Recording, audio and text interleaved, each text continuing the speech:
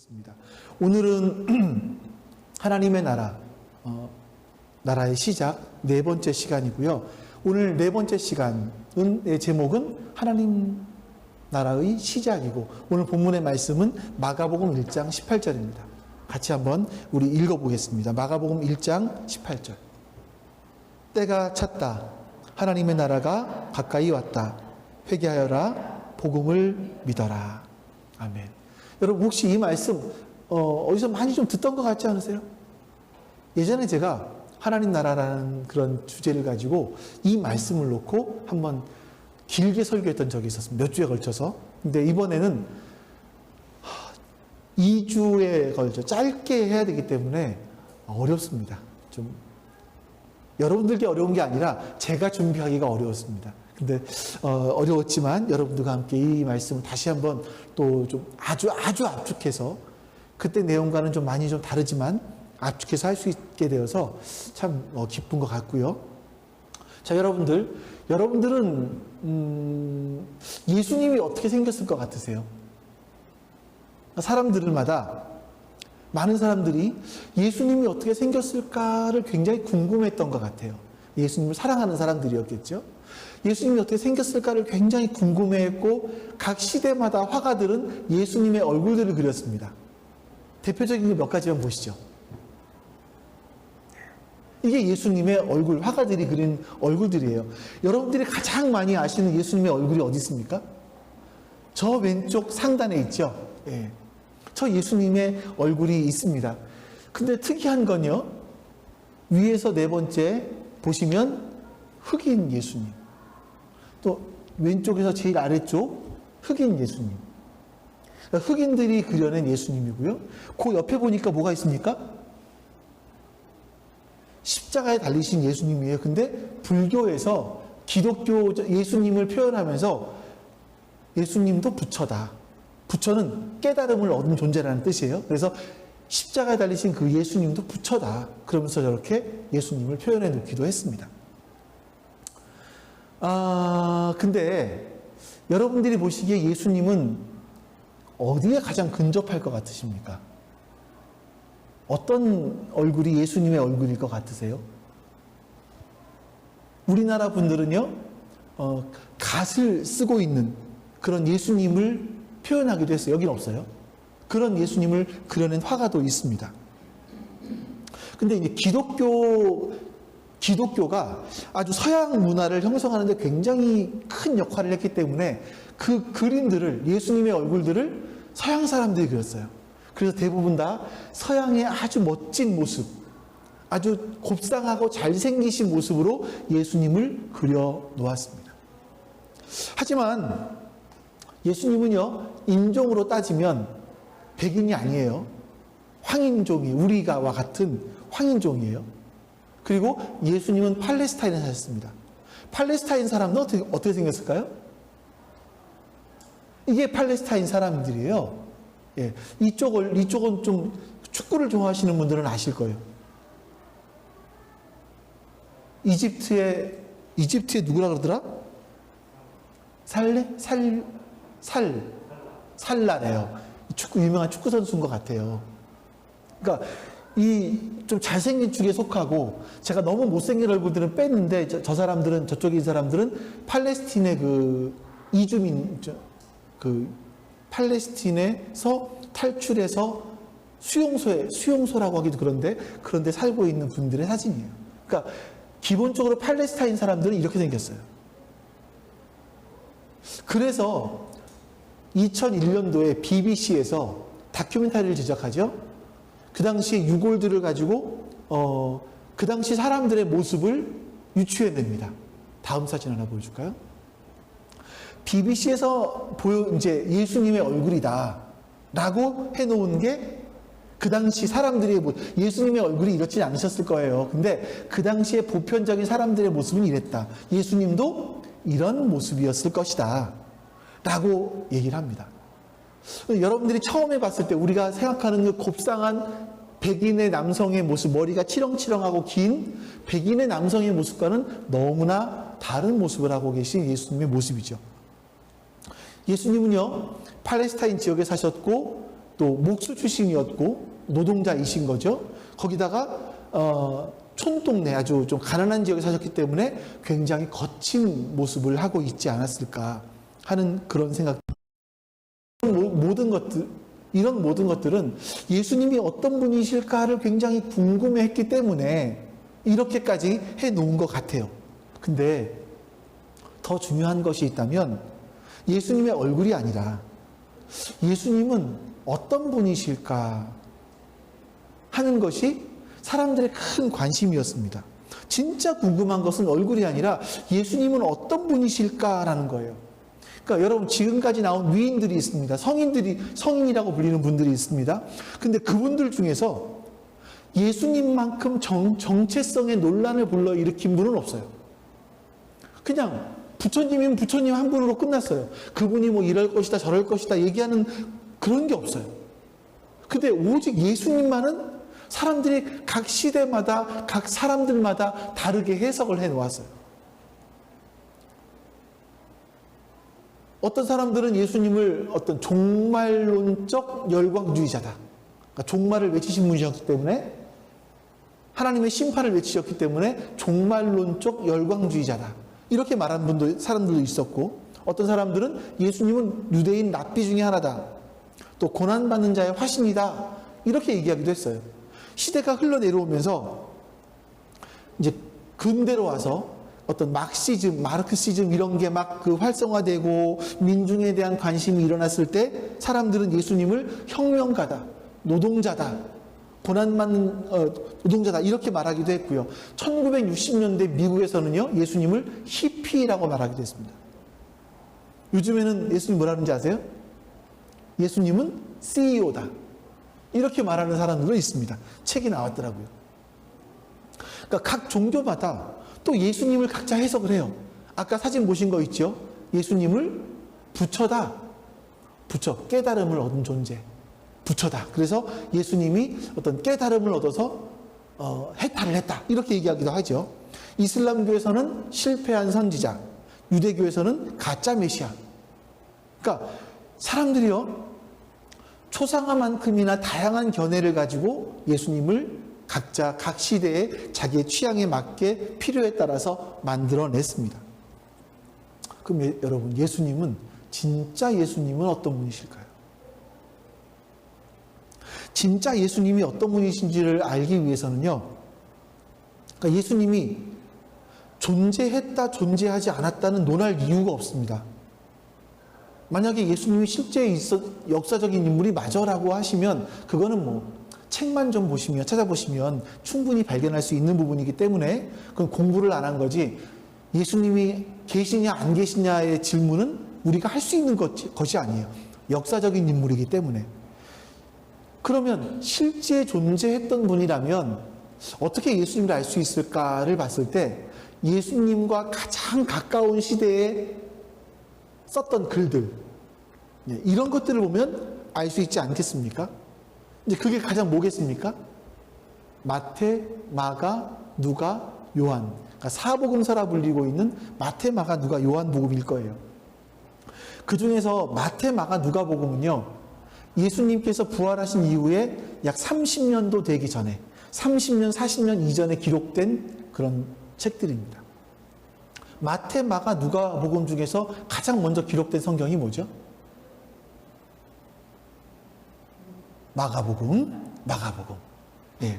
마가복음이 가장 먼저 기록되었고 마가복음을 기초로 해서 마태가 가지고 있는 자료, 누가가 가지고 있는 자료를 가지고 마태복음과 누가복음을 기록합니다. 그리고 그로부터 30년 이후에 요한이 마태, 마가, 누가복음에 기록되지 않은 그런 사건들 또 요한이 그동안 예수님을 직접 보았을 뿐만 아니라 그 30년이 지나면서 자신이 깨닫게 된 성찰 이런 걸 가지고 요한복음을 기록을 해요. 그러니까 예수님이 누구신지를 알기 위해서는 마태, 마가, 누가, 요한복음을 공부하는 건 굉장히 중요한 일입니다. 그 중에서 마가복음을 보시는 게 참 중요해요. 마가복음. 이 마가복음 중에서 마가복음 전체를 요약하는 한 문장이 있습니다. 그게 우리가 봤던 문장이에요. 마가복음 1장 18절 말씀. 같이 다시 한번 읽어보겠습니다. 자, 시작. 때가 찼다. 하나님의 나라가 가까이 왔다. 회개하여라. 복음을 믿어라. 이 말씀은요, 예수님께서 고향 나사렛에서 처음 하신 말씀이에요. 그러니까 사람들이 어떤 일을 시작하면서 처음 하는 얘기가 일성이라고 해요. 일성. 굉장히 중요하죠. 근데 예수님께서 제일 처음 하신 일성이 뭐냐면 때가 찼다라는 거예요. 때가 차면 어떻게 됩니까? 벗겨내야죠. 유머라고 하는데 그렇게 쳐다보시면 제가 어떡합니까? 유머를 한 건데. 네. 자, 때라는 단어에는요, 정관사가 붙어 있어요. 어떤 그때. 어떤 한 때를 얘기를 해요. 근데 이 때라는 단어가 보통 헬라 사람들은요, 헬라 문화권을 가진 사람들은 시간을 두 가지로 얘기하죠. 여러분들 기억하십니까? 하나는 크로노스라고 해요. 여러분, 연대기, 연대순, 크로놀로지, 이런 거. 그래서 크로놀로지가 크로노스에서 파생이 된 단어이죠. 그러니까 이 흘러가는 시간을 말하는 건 크로노스. 그리고 또 하나의 시간은 카이로스. 카이로스라는 시간은 흘러가는 시간이 아니라 어떤 나의 인생 속에 의미 있는 시간이에요. 자, 의미 있는 시간 어떨까요? 우리 진 집사님한테 가장 의미 있는 시간은 아마 임 집사님 만났을 때였을 거예요. 그때가 몇 시, 몇 분, 몇 초였냐가 중요한 것이 아니라 그 시간에 임 집사님을 만났다라는 자체가 인생의 가장 의미 있는 시간이죠. 맞습니다. 네, 맞죠. 우리한테 우리 인생에 아주 의미 있는 시간들이 있어요. 누군가를 만났다, 아니면 어떤 사건을 경험했다, 이런 시간들. 이게 카이로스입니다. 그래서 어떤 시즌, 그러니까 예수님께서 무화과의 철이 되었다, 아니면 뭐 추수의 때가 되었다, 이렇게 얘기할 때 이 때라는 게 카이로스입니다. 예수님께서 말씀하신 때는요, 그 때가 되었다, 이 카이로스의 때예요. 어떤 그 의미, 어떤 시간이 되었다라는 거죠. 흘러가는 시간이 아니라.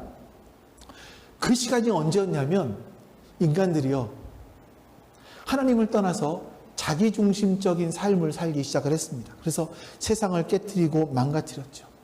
그러다 보니까 이 땅에는 눈물과 한숨이 있게 되었고요, 불의가 넘쳐나는 악한 세상이 되어서 결국 약자들이 어려움을 겪을 수밖에 없는 그런 시간이 되었습니다.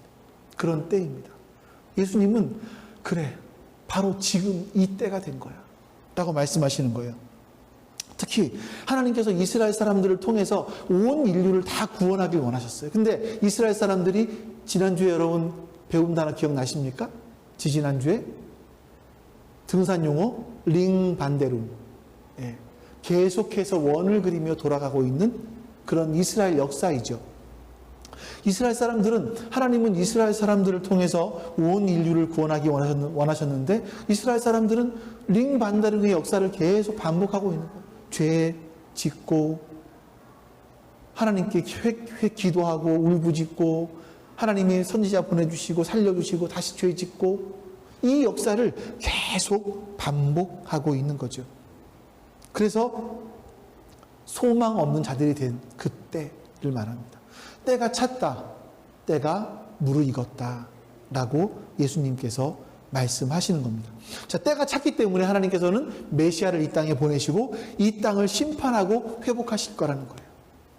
여러분, 이게 지금 우리가 하고 있는 이야기들이 여러분들 너무나 많이 들었던 이야기고요, 별로 재미없는 이야기예요.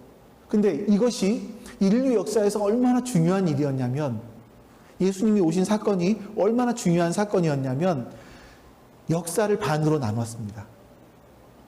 예수님 오시기 전을 BC라고 하죠. BC는 뭐죠? Before Christ.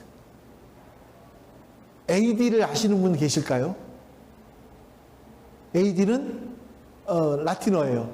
아노 도미니. 예수님이 오신 날이라는 뜻이에요.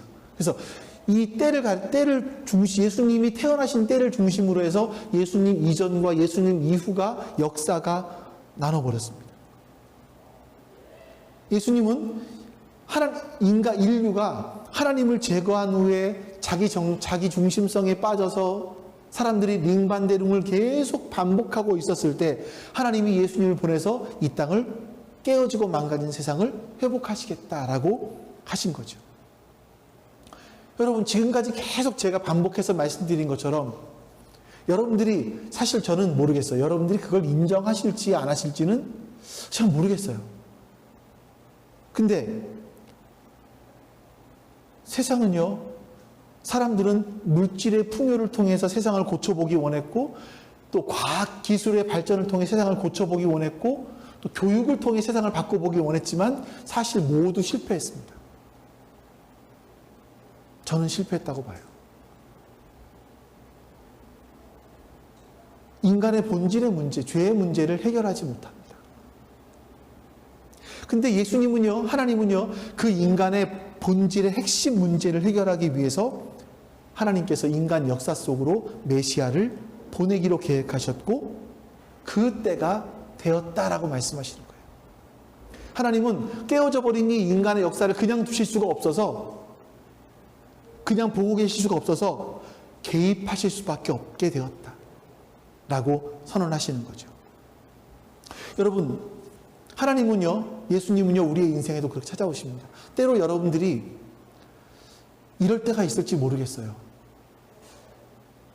살아가면서 야, 내가 이렇게 사는 게 맞나? 어떤 내 인생 속에서 어떤 고뇌가 있을 그때, 어쩌면 그때가 하나님이 우리를 찾아오실 수 있는 가장 좋은 적절한 때일 수도 있을 겁니다. 인생에 관해서 내가 질문할 때, 그때가 어떤 사람들은 젊어서일 수도 있고요. 가장 좋겠죠. 젊어서 내 인생, 야, 내가 이렇게 사는 것이 맞는 건가? 인생이라는 게 뭔가를 질문해 볼 수 있다는 건, 이런 철학적인 사고를 할 수 있다는 건 굉장히 중요한 것 같아요. 아니면 살다가 세파에 휩쓸려 살아가다가 나중에 가서 이것이 맞나? 내가 살아온 게 맞나? 라고 내 인생을 돌아볼 수도 있겠죠. 어쨌든 내 인생을 돌아볼 수 있을 때가 있다면 그때가 바로 하나님께서 우리의 인생 가운데 방문하시는 그런 때일 겁니다. 자, 그때가 찼을 때 예수님이 하신 말씀이 뭡니까? 하나님 나라가 가까이 왔다라는 거예요. 하나님 나라가 가까이 왔다. 여러분, 하나님 나라가 뭡니까? 제가 지금 개념들을 설명드리는 거예요. 굉장히 중요한 개념들을 설명드리는 거예요. 그리고 다음 주에도 확대해서 말씀드릴 건데, 하나님 나라가 뭡니까? 하나님 나라는요, 하나님이 다스리는 나라예요. 하나님이 중심이 되어서 사랑과 공의로 운영해가는 나라. 하나님께서 세상을 창조하실 때 원래 계획했던 그 의도가 그대로 드러나는 나라, 하나님 나라예요. 모든 인간이 하나님과 인격적인 관계를 맺고 하나님을 사랑하고 하나님의 사랑을 받은 우리가 사람들을 사랑하는 나라, 하나님의 방식대로 사람들을 사랑하는 나라, 정의를 실현하는 나라, 약육강식의 논리가 지배하지 않는, 대신에 사랑과 공의에 기초한 하나님의 다스림이 지배하는 나라.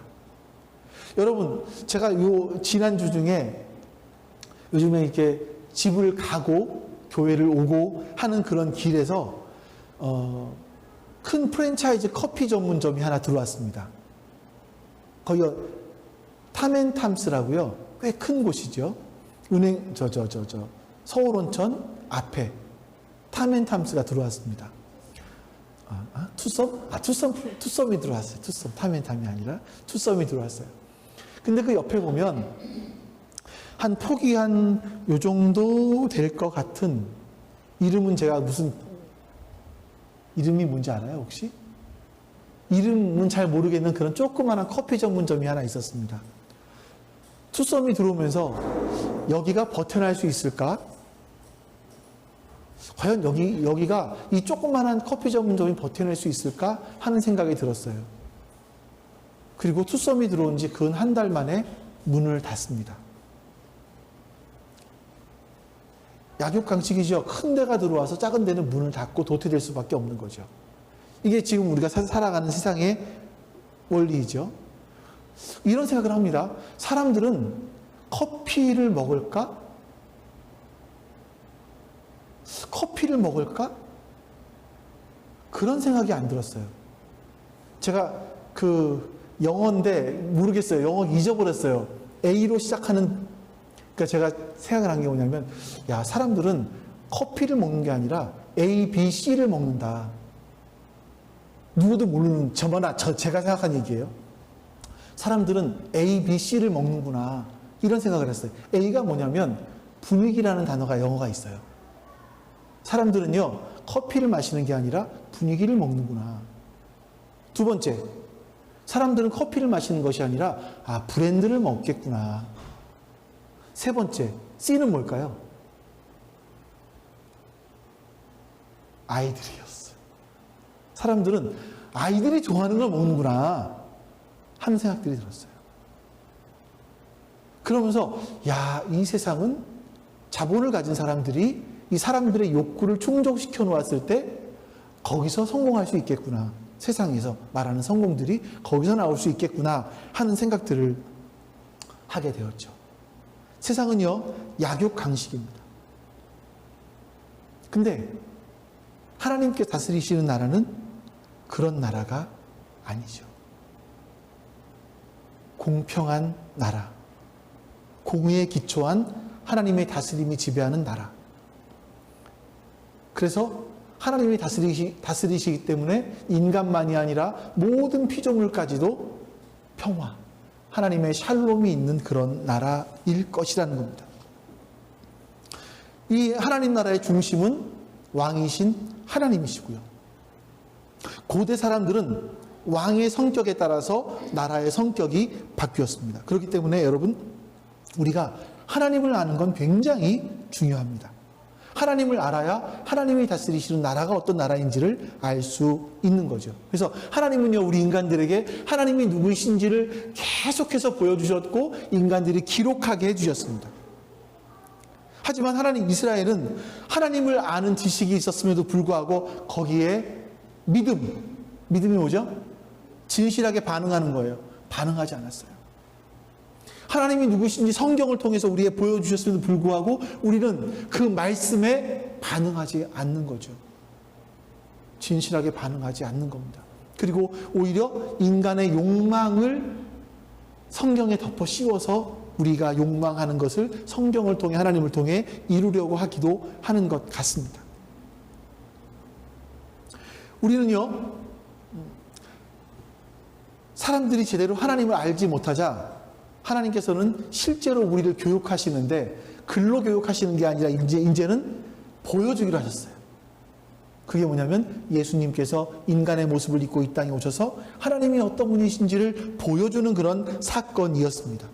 예수님은 당신의 삶과 인격을 통해서 우리 인간의 지성으로는 도무지 가늠할 수 없는 하나님이 어떤 분이신지를 알려주셨어요. 우리는 이제 더 이상 하나님을 신을 찾기 위해서, 진리를 찾기 위해서 암중모색하지 않아도 돼요. 어두운데 더듬어가면서 신을 찾지 않아도 돼요. 수행하지 않아도 돼요. 성경을 보면 성경에 하나님이 어떤 분이신지가 나와 있는 겁니다. 예수님께서 우리는 예수님을 통해서 하나님 나라의 왕이신 하나님을 뵙게 됩니다. 우리에게 하나님을 보여주신 예수님이 이 땅을 살아가시면서 가장 우리에게 알려주고 싶어 하신 것이 뭐냐면 하나님 나라가 뭐였는지였었어요. 하나님 나라. 예수님이 굉장히 고민을 많이 하셨거든요. 마가복음 4장에 보면 이런 말씀이 나옵니다. 예수님이 고민하시는 거예요. 하나님 나라를 어떻게 비유하며 또 무슨 비유로 나타낼까? 고민의 흔적이에요. 예수님은 하나님 나라를 어떻게 사람들에게 보여주고 어떻게 설명할까를 고민하셨어요. 하나님 나라가 뭡니까, 여러분? 근데 대부분 사람들이요, 우리나라에서 하나님의 나라를 죽으면 가는 곳이다, 이렇게 생각을 한 겁니다. 죽으면 가는 곳이다. 자, 왜 그러냐면 성경의 표현과 우리나라의 번역상의 문제였던 것 같습니다. 성경에서 보시면 하나님 나라, 영어로 하면 어떻게 되죠? Kingdom of God, 하나님 나라예요. 근데 마태복음에서는요, Kingdom of God이 아니라 Kingdom of Heaven으로 번역을 했어요. 왜 그렇게 했냐면 유대인들은 하나님이라는 이름을 말하지 못하잖아요. 주님이라고 불렀단 말이에요. 근데 이 마태가 유대인들을 대상으로 예수님이 어떤 분이신지를 설명하면서 복음서를 쓰다 보니까 유대인들이 거부할 단어인 하나님이라는 이름을 빼버렸어요. 그리고 하나님이 계신 곳 하늘이라는 표현을 쓴 거예요. Kingdom of Heaven. 근데 이거를 우리나라에서 번역을 하면서 하늘나라라는 개념을 천국이라고 번역을 했고, 불교의 문화권에 있던 우리들은요, 천국? 아, 천당인가 보다. 천당. 여러분, 천당이 뭔지 아세요? 천당이라는 말은요, 불교 용어인데 신들이 사는 궁궐을 얘기를 해요. 신들이 사는 궁궐. 그래서 사람이 죽으면 갈 수 있는 극락 같은 가장 좋은 곳, 그 천당이라고 얘기를 한답니다. 사람들이 그래, 하나님이 계신 곳, 아, 거기 천당 같은 곳인가 봐. 우리가 죽으면 갈 수 있는 하나님이 계신 궁궐 같은 곳이야. 이렇게 생각을 한 거죠. 많은 그리스도인이 하나님의 나라를 천당, 죽으면 가는 곳이다, 이렇게 오해를 한 것 같습니다. 교회에서 그렇게 가르쳤죠. 근데 여러분, 하나님의 나라는요, 죽어서 가는 나라의 개념을 훨씬 뛰어넘습니다. 예수님은 자신이 구약 성경에서 약속하신 메시아이고, 또 메시아인 자신이 세상에 왔기 때문에 하나님 나라가 시작되었다라고 말씀하시는데, 하나님의 나라가 시작되면서 너희들이 이제 죽어서 천국 간다라고 말씀하시는 것이 아니라 하나님 나라가 이 땅에서 시작되었다라고 말씀하시면서 나타난 사건들이 뭐냐면 많은 치유의 역사, 귀신이 쫓아내지는 역사들이 예수님이 오심을 통해서 일어나게 되었습니다. 여러분, 예수님을 메시아로 모신 사람들, 받아들인 사람들은요, 질병에서 노임을 받았고요, 메시아가 가는 곳마다 인간의 짊어진 문제가 해결되었습니다. 빛이 비치면 어둠이 사라지는 것처럼 하나님의 다스림이 이 땅에 임할 때 치유의 역사가, 사건들이 일어나기 시작을 하는 거예요. 귀신이 쫓겨나갑니다. 청각장애인들이 소리를 듣기 시작을 하고요, 시각장애인들이 보기 시작을 하고요, 하반신마비 장애인들이 일어나서 걷게 되었습니다. 이것은 뭐냐면 여러분, 예수님께서 어떤 마술적인 신화적인 분이다, 기적을 행하는 분이다, 이걸 나타내는 것이 아니라 구약에서 계속해서 말씀하고 있는 하나님 나라가 오면, 메시아가 오면 우리 이 땅에 회복이 이렇게 일어날 거야, 이 땅이 회복될 거야 라고 말씀하시는 것이 실제로 실현된 사건인 거예요. 여러분, 예수님이 계신 곳에서는요, 회복들이 막 일어났습니다. 그게 구약에 계속해서 약속되었던 사건들이에요. 예수님이 오심으로 하나님 나라가 시작되었고, 하나님 나라가 시작된 증거가 뭐냐? 인간들에게 회복이 일어난다. 치유의 사건들, 귀신이 쫓겨나가는 사건들, 이런 사건들이 이루어졌죠. 일어났죠. 성령님이 임하시고 초대교회에도 역시 하나님 나라가 임해서 각 나라마다 퍼져나가니까 그 일들이 똑같이 일어납니다.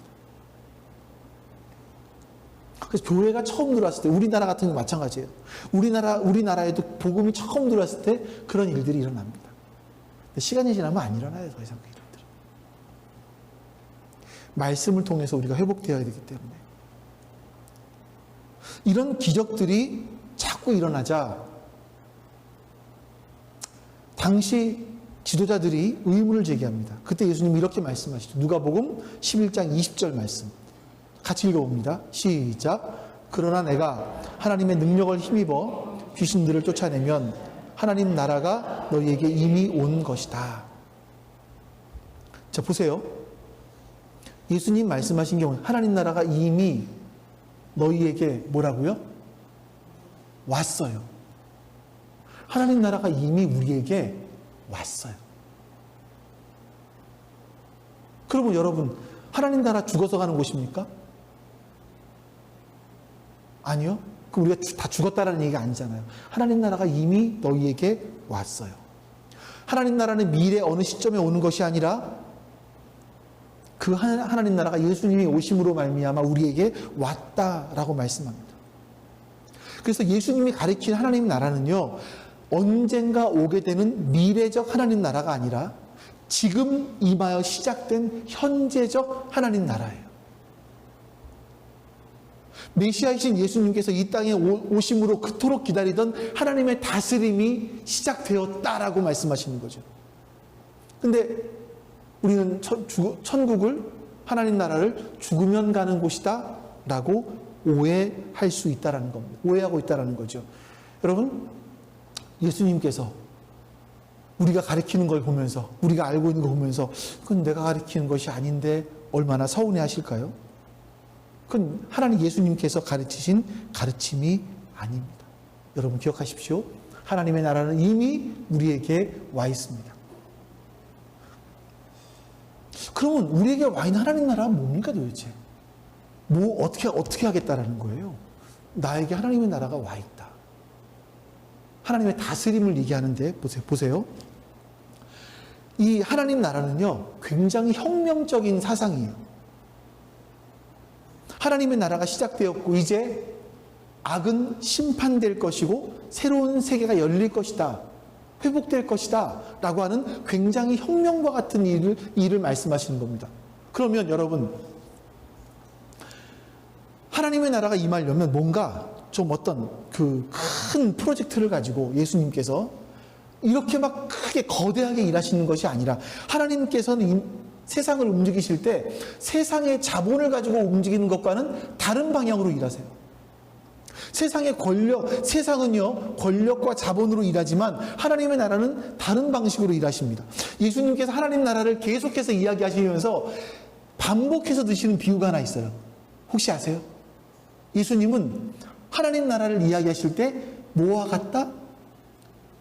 조그마한 뭐와 같다? 제가 이렇게 그렇지. 맞습니다. 하나님의 나라는 어떤 작은 씨앗과 같다라고 말씀하시는 거예요. 마태복음 13장 말씀 읽어보겠습니다. 시작. 예수께서 또 다른 비유를 들어서 그들에게 말씀하셨다. 하늘나라는 씨와 같다. 어떤 사람이 그것을 자기 밭에 심었다. 씨는 어떤 씨보다 더 작은 것이지만 자라면 어떤 풀보다 더 커져서 나무가 된다.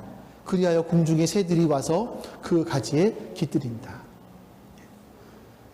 더 커졌다고 해서 우리나라 이렇게 큰 나무 뭐가 있을까요? 저 은행나무나 막 큰 이렇게 되지는 않습니다. 한 2, 3m 정도까지만 자라는 것 같아요. 가지도 가늘어요. 이 비유는요, 하나님 나라의 특성과 성장 과정을 잘 보여줍니다.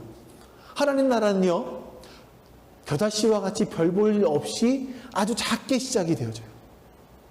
하나님은 하나님 나라를 이루기 위해서 아브라함이라는 아주 별 볼 일 없는 사람 하나를 부르셨습니다. 그를 통해서 하나님 나라를 시작하세요.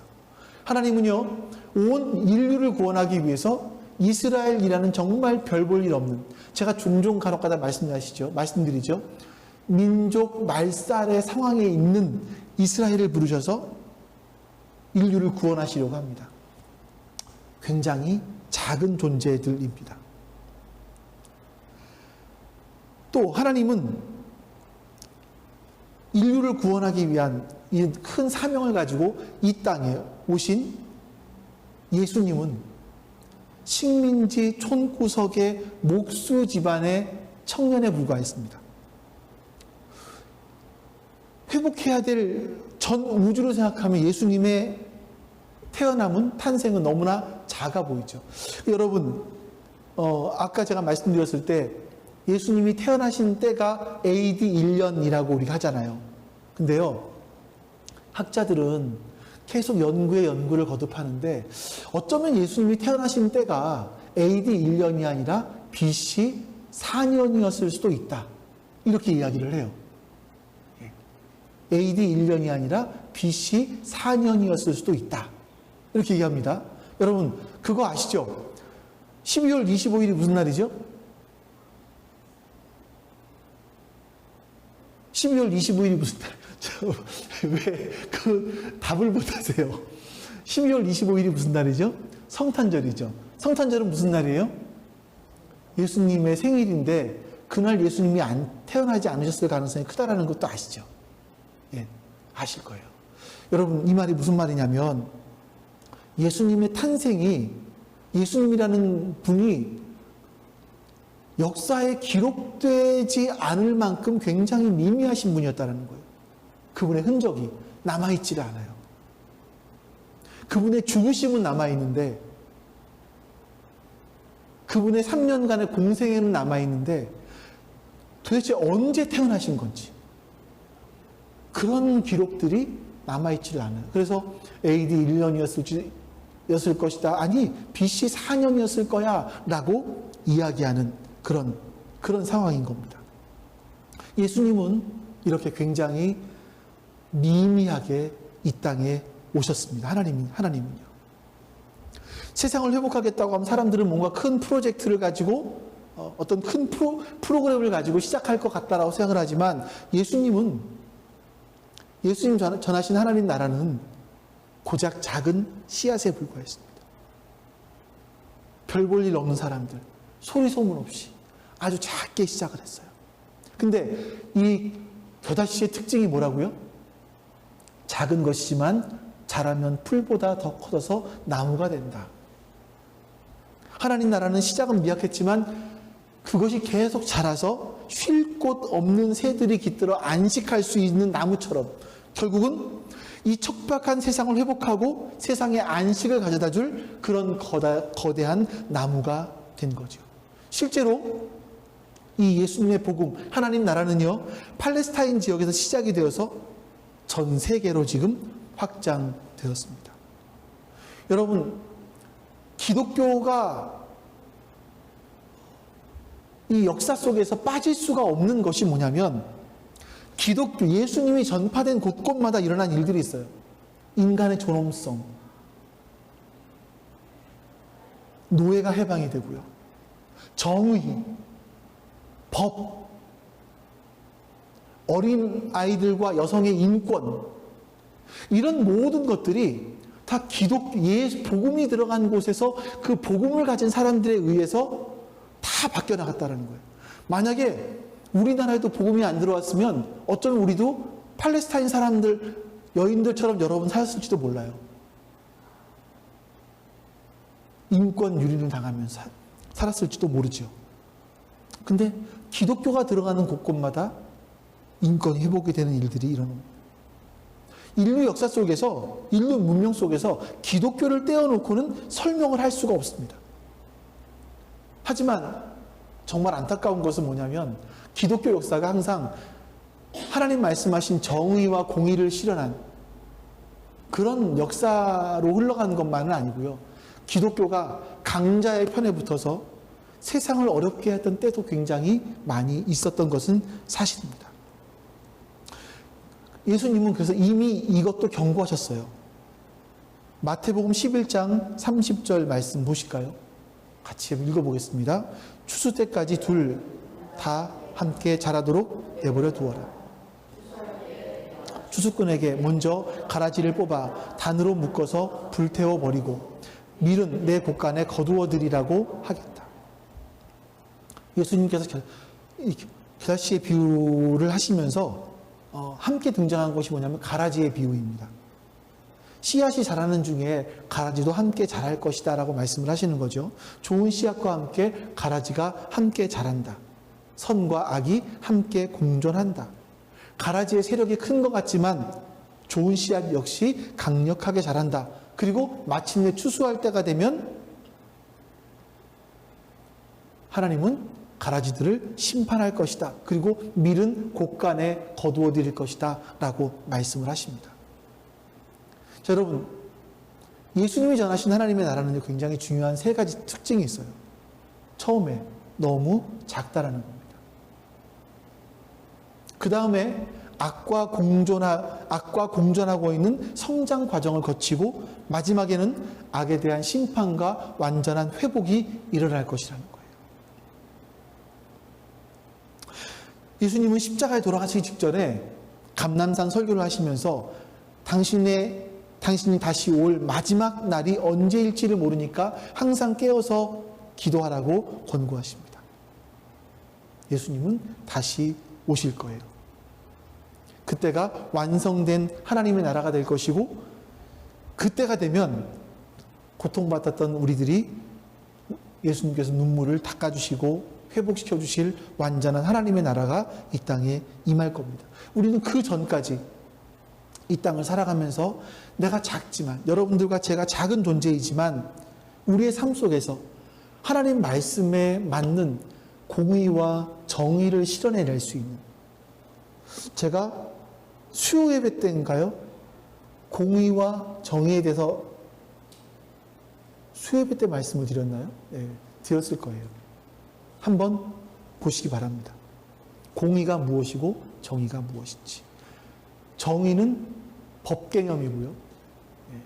공의는 다른 개념이죠. 자, 그 하나님께서 예수님이 그 때가 되어서 이 땅에 오셨고, 그로 말미암아 하나님 나라가 우리 안에 시작되었습니다.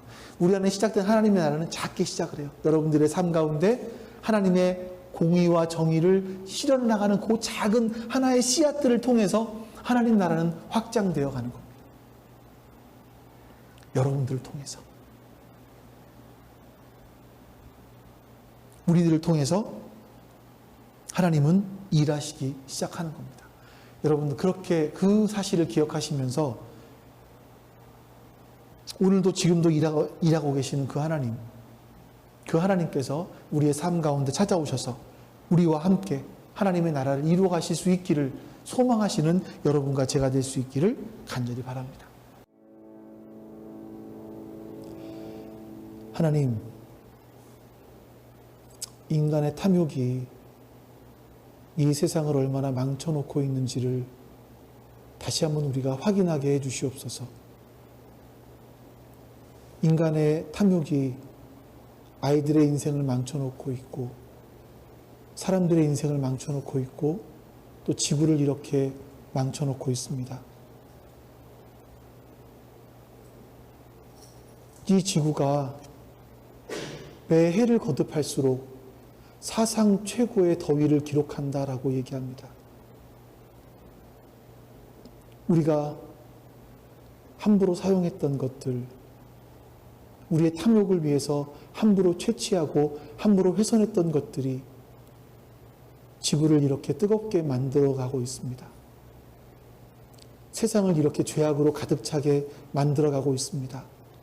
주님, 우리의 작은 노력들이 이 지구를 당장 갑자기 회복할 수 있는 것도 아니고, 이 땅의 죄악을 갑자기 없앨 수 있는 것도 아니지만, 예수님께서 우리를 통해서 이 땅을 회복하기 원하시는 그 마음을 품고 하루하루 나아갈 때, 예수님과 함께 동행할 때 하나님께서 이루시려고 하는 그 일들이 우리를 통하여서 이루어질 것을 믿습니다. 주님, 우리를 통해서 하나님의 선한 뜻이 이루어지게 해주시옵소서. 감사드리며 우리 주 예수 그리스도의 이름으로 기도하옵나이다. 아멘. 여호와는 내게 복을 주시고 너를 지키시기를 원하며, 여호와는 그 얼굴을 내게 비추사 은혜 베푸시기를 원하며, 여호와는 그 얼굴을 내게로 향하여 두사 평강 주시기를 원하노라. 아멘. 이제는 우리 주 예수 그리스도의 은혜와 그 크신 하나님의 사랑하심과 성령 하나님의 교통하심이 지금 주 앞에 예배한 모든 백성들 머리 위에 지금부터 영원토록 함께 하시기를 간절히 축원하옵나이다. 아멘.